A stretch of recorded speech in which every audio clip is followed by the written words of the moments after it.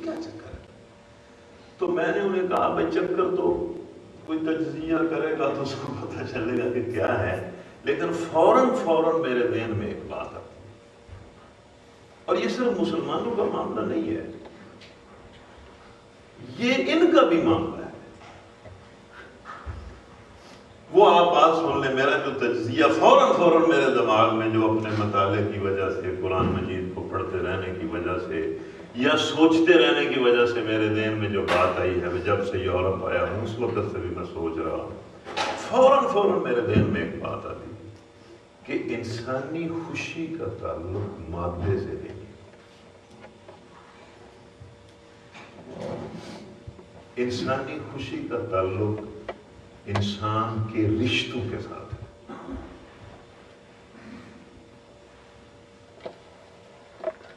اگر انسانی رشتوں میں اخلاص ہو، محبت ہو، ہمدردی ہو، اصرار ہو، قربانی ہو، تو انسان کو خوشی ملے۔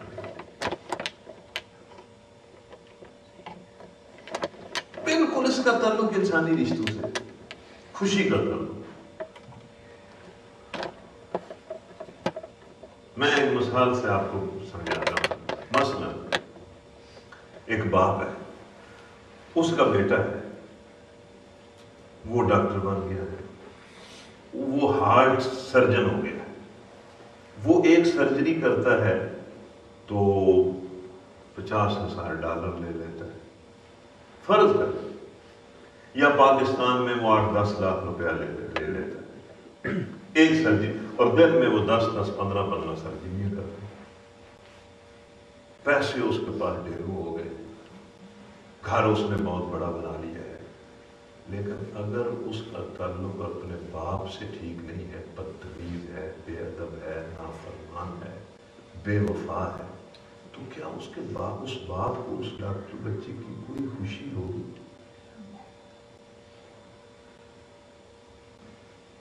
آپ سوچ کے مجھے بتائیں۔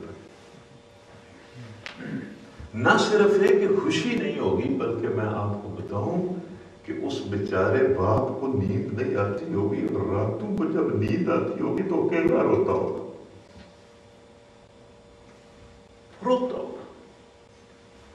اور ہو سکتا ہے ڈھاڑے مار کر روتا ہوگا کہ یا اللہ میرے ساتھ کیا ہو۔ وہ جس کی پیدائش پر میں نے مٹھائیاں تقسیم کی تھی، جس کے لیے خون پسینہ ایک کیا تھا، جس کے لیے اتنی محنت کی تھی، وہ میرے لیے دنیا میں عذاب بن گیا۔ اس کے برعکس ایک اور بچہ ہے اسی باپ کا، اس نے ڈاکٹری نہیں کی، وہ پڑھ بھی نہیں سکا، اس کا کوئی بہت زیادہ بزنس بھی نہیں ہے، ٹھیک ہے اپنے بیوی بچوں کے ساتھ اچھا گزارا کرتا ہے، لیکن والد اس کو دیکھتا ہے تو اس کی عادتیں اور اس کے رویے کو دیکھ کر اس کی آنکھیں ٹھنڈی ہو جاتی۔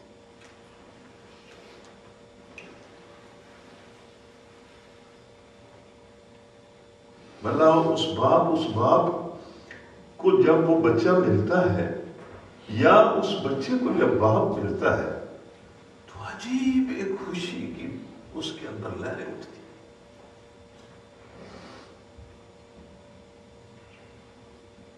خوشی کا تعلق انسان کے رشتے کے ساتھ ہے۔ جب انسانی رشتے ٹوٹ جاتے ہیں تو خوشیاں ان بستیوں سے، ان گھروں سے نکل کر پتہ نہیں کہاں اڑ کر چلی جاتی ہیں جنگلوں میں، جن کو پھر ڈھونڈنا بڑا مشکل ہو جاتا ہے۔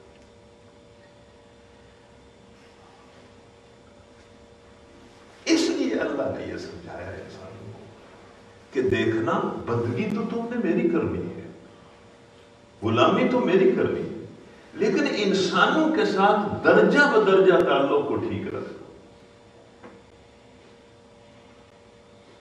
اور سب سے قریبی تعلق چونکہ تمہارے والدین کا ہوتا ہے، اس لیے ان سے تعلق کو ٹھیک رکھنا، وہ بھی اسی طرح خوش رہیں گے، تم بھی اسی طرح خوش رہو گے۔ اچھا جی، یہ یاد رکھنا، کوئی یورپ میں ہو یا غیر یورپ میں، جس بیٹے کی طرف سے والد کو یا والدہ کو دکھ نصیب ہو وہ بیٹا دنیا میں کبھی خوش نہیں رہ سکتا۔ تقدیر کی کتاب پر یہ جملہ درج ہے کہ جس نے اپنے والدین کو دکھ دیا اسے دکھ ملے گا، دنیا میں بھی ملے گا اور دنیا کے بعد بھی۔ وَبِالْوَالِدَيْنِ إِحْسَانًا،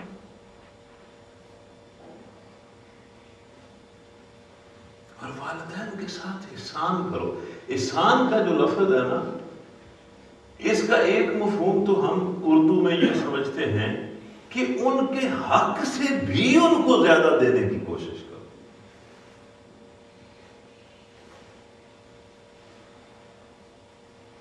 لیکن والدین کو ان کے حق سے کس طرح کوئی زیادہ دے جی؟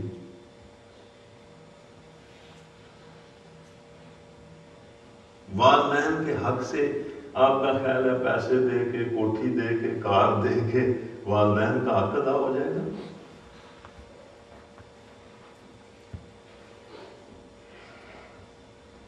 وہ ایک بات لمبی ہو رہی ہے، میں اسی پر بات کو ختم کر دوں گا کہ ایک شخص نبی صلی اللہ علیہ وسلم کے پاس آیا اور اس نے آ کر کہا، اے اللہ کے رسول، میں نے اپنی ماں کو کندھوں پر اٹھا کر سارا حج کروایا ہے، کندھے پر اٹھا کر مینا لے گیا ہوں، کندھے پر اٹھا کر عرفات لے گیا ہوں، کندھے پر اٹھا کر واپس مینا لایا ہوں، کندھے پر اٹھا کر میں نے سارا طواف کرایا ہے، سارے مناسک حج میں نے اپنی ماں کو کروائے ہیں کندھے پر اٹھا کر، کیا میں نے اپنی ماں کا حق ادا کر دیا ہے؟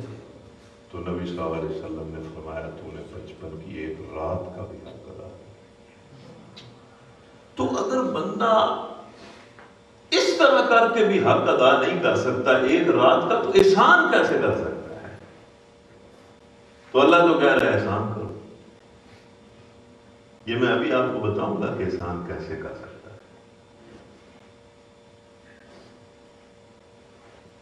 اور یہ میں آپ کو ویسے بتا دوں کہ کوئی یہاں سے جا کر کسی کی ماں بیمار ہے، وہ یہاں سے پاکستان چلا گیا ہے، اس کی یہاں کی ملازمت، یہاں کا کاروبار، یہاں کی ہر چیز کا ستیہ ناش ہو گیا ہے، وہ 2 سال ماں کے پاس بیٹھا رہا ہے اور پھر اس کی ماں اس دنیا سے چلی گئی ہے، وہ 2 سال جو اس نے ماں کے قدموں میں گزارے ہیں ساری زندگی اسے خوش کرتے رہے ہیں، ساری زندگی اسے یاد کر کر کے اس کا دل خوش ہوتا ہے۔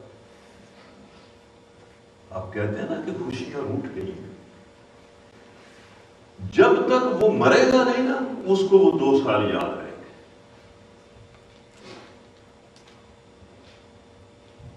اور اگر وہ یہاں بیٹھا ہے، ماں اس کی وہاں ہے، تڑپ تڑپ کر مر گئی ہے، یہاں اس کے پاس اربوں روپے اکٹھے ہو جائیں گے، وہ ماں اسے یاد آتی رہے گی اور دکھ دیتی رہے گی، اس کے دل کو جلاتی رہے گی۔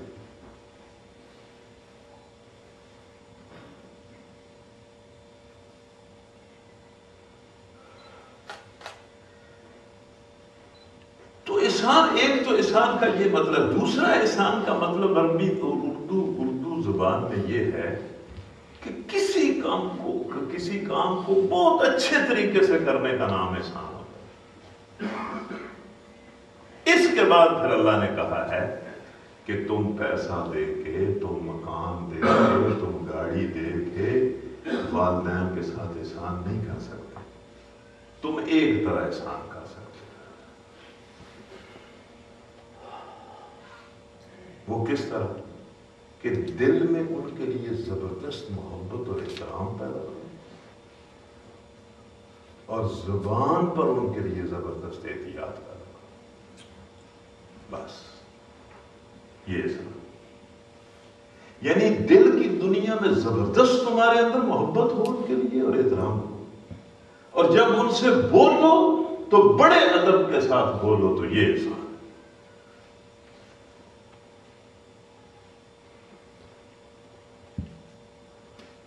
یہ احسان، اور یہ احسان آسان نہیں ہے،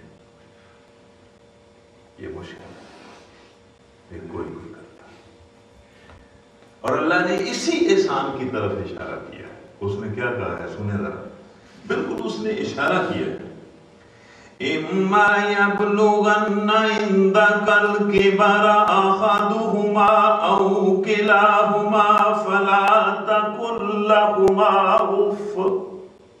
بس اتنی سی بات ہے. لیکن ہم تو ہر وقت لڑتے جھگڑتے بحثیں کرتے, ہم کہتے ہیں ہم آزاد ہیں. ہمیں تہذیب نے ریزننگ سکھائی ہے. ہم بات دلیل سے کرنا چاہتے ہیں, دلیل سے سننا چاہتے ہیں. کس دلیل کے ساتھ کرنا چاہتے ہو, کس دلیل کے ساتھ سننا چاہتے ہو؟ تمہاری جو دلیل تمہارے باپ کا دل چیر دے,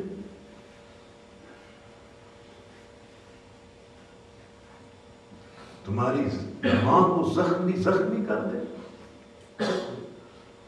اللہ نے پتہ ہے احسان کا کیا معیار بتایا. آپ سنیں نا, یہ قرآن ہے کہ مسلمانوں تمہارے والدین دونوں یا ان میں سے ایک بطور خاص بڑھاپے کی عمر میں تمہارے پاس ہوں تو ان کے سامنے اف بھی نہ کیا. اف کیا ہوتا ہے؟ اف کا لفظ اف کا مطلب اف کا لفظ نہیں ہے. اف کا مطلب اف کا لفظ نہیں ہے جوانوں. اف کا مطلب یہ ہے کہ ذرا بھر بھی تمہاری زبان اور تمہارے رویے سے ناگواری کا اظہار نہیں ہونا چاہیے.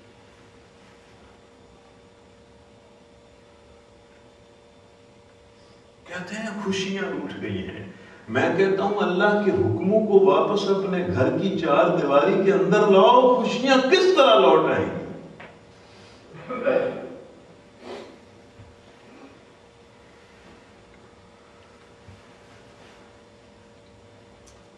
خوشیاں کس طرح لوٹ آئیں؟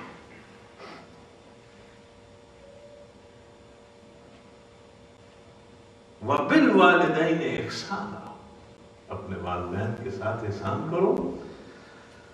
اور دونوں یا ایک بوڑھا ہو کر رہیں تو ان کو اف بھی نہ کہو, اور پھر باقاعدہ اس اف کی آگے مزید وضاحت کی کہ وہ اف کیا ہوتا ہے.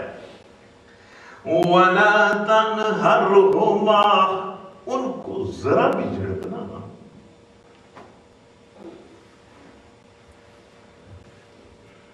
وہ جا اپنی بیویاں لے کر روٹ کر کہیں کا کہیں چلے جانا,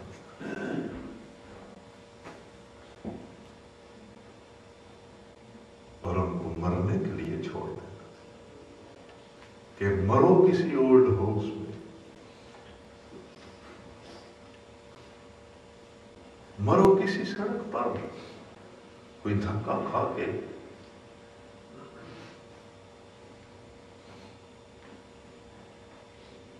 وَلَا تَنْهَرْهُمَا, انہیں قطعاً نہ جھڑکنا.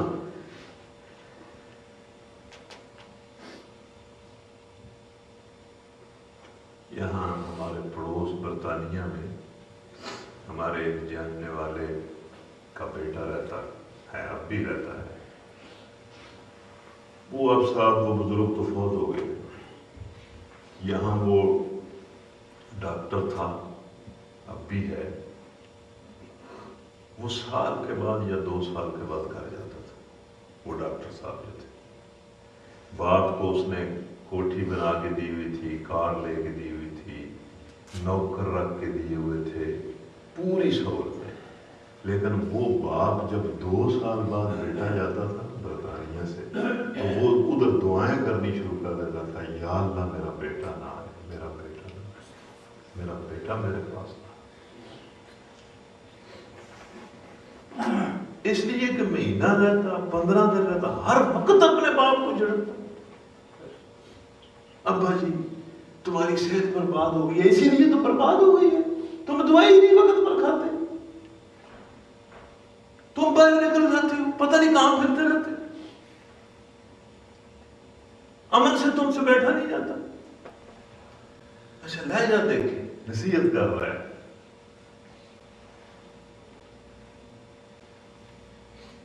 وہ بیچارہ پہلے ہی دعائیں شروع کر دیتا تھا، یا اللہ میرا بیٹا نہ ہے۔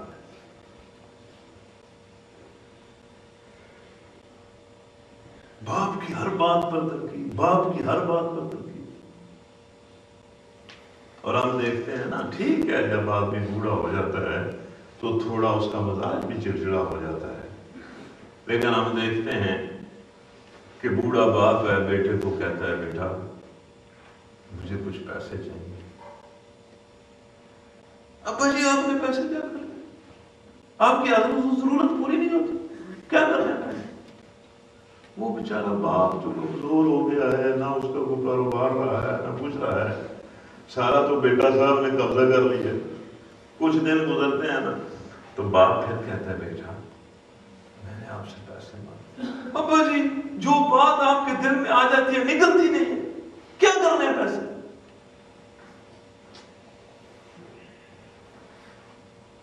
آپ کی ہر ضرورت پوری نہیں ہوتی، مجھے بتائیں کیا کرنا ہے آپ نے پیسے؟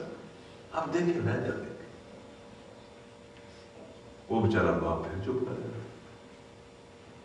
پھر کچھ دیر کے بعد، دنوں کے بعد موڈ بچے کا ٹھیک دیکھتا ہے، موڈ دیکھ کر بات، اچھا جی بچے توبہ استغفار، یا اللہ ان بچوں، ہمارے بچوں کو نیک اور صالح بنانا، ان کا منہ دیکھ کر بات نہ کرنی پڑے۔ پھر باپ بیچارہ منہ دیکھتا ہے اور کہتا ہے بیٹا میں نے پیسے مانگے تھے۔ بیٹا جی کو غصہ آ جاتا ہے، کیا مصیبت ہے، پتہ نہیں آپ کیا کرتے ہیں، کیا کرنا ہے آپ نے پیسے؟ باپ کی آنکھوں میں آنسو آ جاتے ہیں۔ باپ کہتا ہے بیٹا بات تو تیری صحیح ہے، میں نے کیا کرنا ہے پیسے؟ میں پیسے اس لیے مانگتا ہوں کہ تیرے چھوٹے چھوٹے بچے میرے سامنے کھیلتے ہیں، میرا جی چاہتا ہے میں ان کو دوں، میرا بھی دل خوش ہو، میرا بھی دل خوش ہو۔ یا تجھے پتا ہے تیری بہن بڑی غریب ہے، میرا جی چاہتا ہے میں اس کو کچھ بھیجوں، میں نے کیا کرنا ہے؟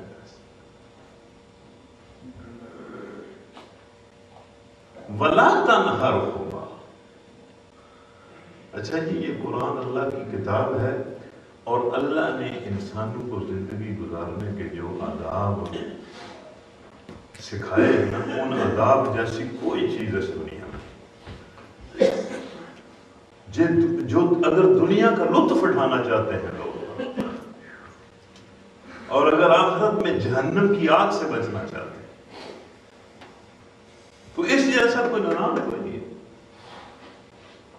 اور پھر دیکھیں اللہ کہتا ہے وَقُلْ لَهُمَا قَوْلًا كَرِيمًا۔ عجب لفظ ہیں یہ عربی کے، جو لوگ عربی جانتے ہیں نا وہ سمجھتے ہیں کہ یہ کیا لفظ ہے، کہ اپنے والدین کے سامنے قول کریم، اچھا جی عجب لفظ ہے کہ کریم بات کریں۔ کریم بات پتہ کیا ہوتی ہے؟ جو ادب اور محبت میں گندی ہوئی بات، جس میں ادب ہو، جس میں احترام ہو، اور وہ ادب اور احترام سے بھری ہوئی بات ہو، وہ ہوتا ہے قول کریم۔ اور جو بچہ اپنے باپ کے سامنے قول کریم سے پیش آتا ہو، اللہ اس کے باپ سے پوچھے اس کے باپ کو کتنی خوشیاں ہوتی ہیں، اور اس سے پوچھیں کہ اسے کتنی خوشیاں ہوتی ہیں۔ ہم خوشیوں کو کورونے میں ڈھونڈتے پھرتے ہیں۔ اس کورونے میں کوئی خوشی نہیں ملے گی، یہ خوشیوں کو غموں میں بدل دے گا۔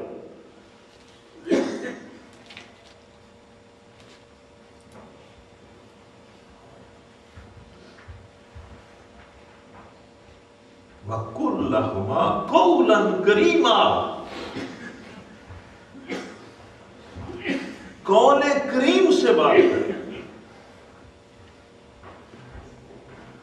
اس کے بعد بس میں آپ کو دوسری آیت پڑھ دیتا ہوں اور بات کو ختم کر دیتا ہوں۔ اور یہ میں نے اصولی طور پر جو بات کی ہے کہ اسلام کا ضابطہ جو ہے نا پوری زندگی پر محیط ہے، اور اس ضابطے کا نام اللہ کی بندگی ہے۔ اللہ دنیا کے کسی جائز کام سے منع نہیں کرتا،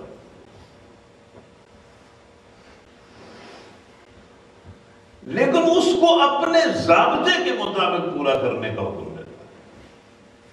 تو لوگوں کے اپنے بنائے ہوئے ضابطوں کا احترام بڑا ہے، اللہ کے بنائے ہوئے ضابطے کا احترام نہیں۔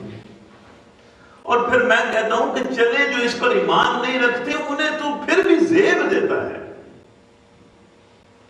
لیکن جو اس پر ایمان رکھتے ہیں اور جن کی زندگیاں اس ضابطے سے بالکل خالی ہیں، جن کے معاشرے اس ضابطے سے بالکل خالی ہیں، جن کی حکومتیں اس معاشرے سے بالکل خالی ہیں، وہ کیوں فکر کیوں نہیں کرتے؟ میں تو یورپ میں آیا ہوں، مجھے جو پاکستانی ملا ہے میں نے اس کو کہا ہے یار اللہ آپ کو سلامت رکھے، خوش رکھے، اللہ آپ کو اور کرونے دے، لیکن جس قوم سے آپ آئے ہیں اس کی بھی تو کو فکر کریں، اس کی بھی تو کو فکر کریں کہ اس کے قوم کا کیا بن رہا ہے، کیا بننے والا ہے۔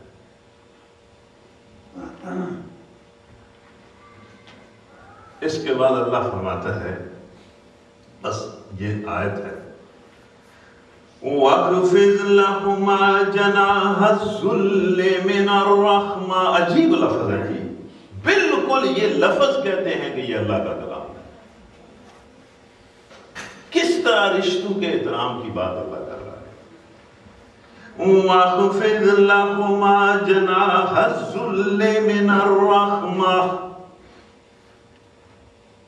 وَقُلْ رَبِّ ارْحَمْهُمَا كَمَا رَبَّيَانِي صَغِيرًا۔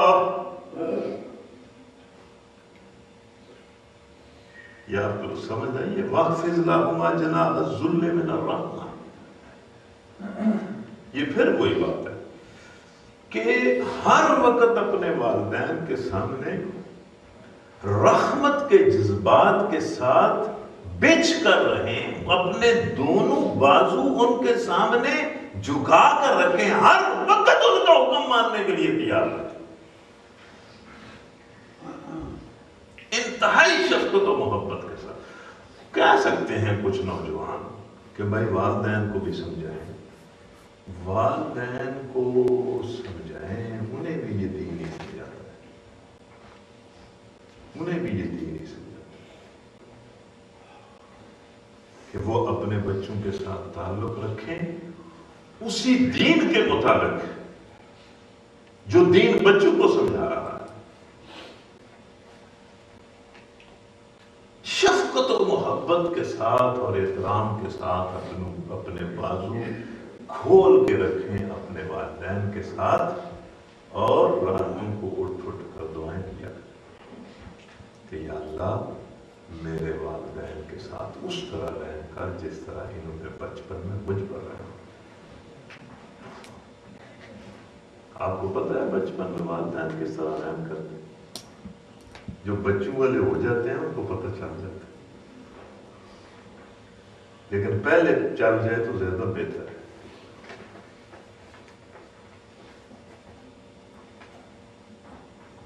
تو بس اسی پر ختم کر دیتے ہیں۔ اللہ تبارک و تعالیٰ سے دعا کرتے ہیں کہ ہم جہاں بھی ہوں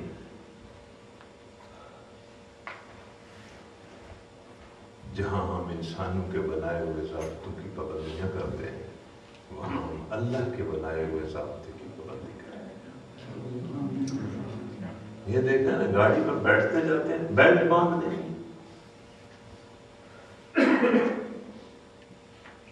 بیلٹ باندھ دیں، اس لیے کہ قانون ہے۔ اچھا جی، بیلٹ باندھنا انسان کا بنایا ہوا قانون ہے اور انسان چاہتا ہے کہ اس کا احترام ہو، تو یہ جو اللہ نے قانون بنا اس کو ہم چھوڑ چھاڑ کے دور دراز آ گئے ہیں، چلیے اس سے تو جان چھوٹی،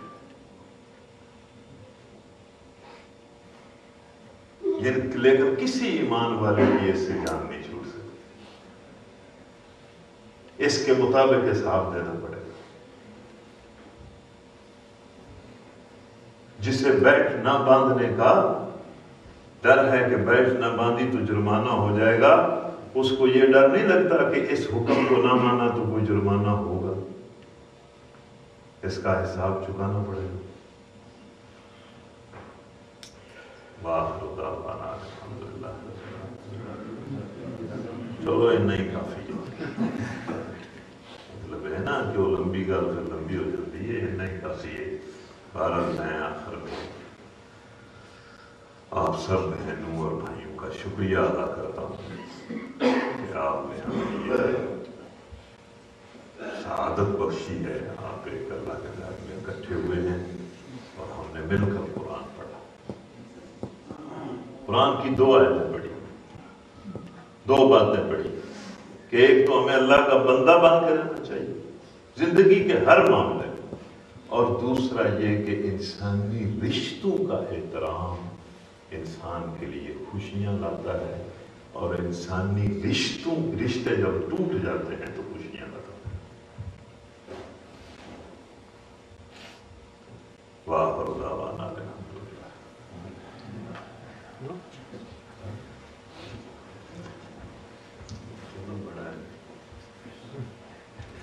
جزاکم اللہ خیر۔ جیسا کہ میں نے آپ کو پہلے بتایا تھا، بڑے مؤثر انداز میں اس سے پرانے کی منشیات فرمایا، کھا نہیں سکتا جاری تھا، اور کچھ لوگوں کے جو ہے واقعی آنکھیں نم ہیں اس پر۔ اس جو 2 آیات ہیں، خدا کا ضابطہ حیات اور اس کو جو ہے اس کا بندہ بن کے رہنا، اور دوسرا جو ہے کہ والدین کی جو ہے وہ اطاعت کرنا، ان کا حکم ماننا، اس حوالے سے صرف یہ درس سننا کافی نہیں ہے۔ جب یہاں سے اٹھیں تو اس پر عمل کریں۔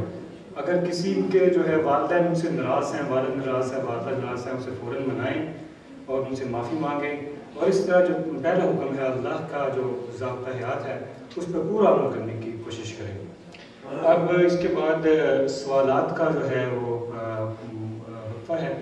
آپ میں سے کوئی شخص جو ہے وہ پروفیسر صاحب سے سوال پوچھنا چاہے، خواتین کی طرف سے بھی وہ چٹ لکھ کے بھیج دیں، اور حال میں بیٹھے ہوئے جتنے بھی افراد کو کسی کو کوئی سوال پوچھنا ہے تو وہ ہاتھ کھڑا کریں، پھر اس کے پاس وہ مائک لے آتے ہیں یا اس کو بلا لیتے ہیں، وہ سوال کر سکتا ہے۔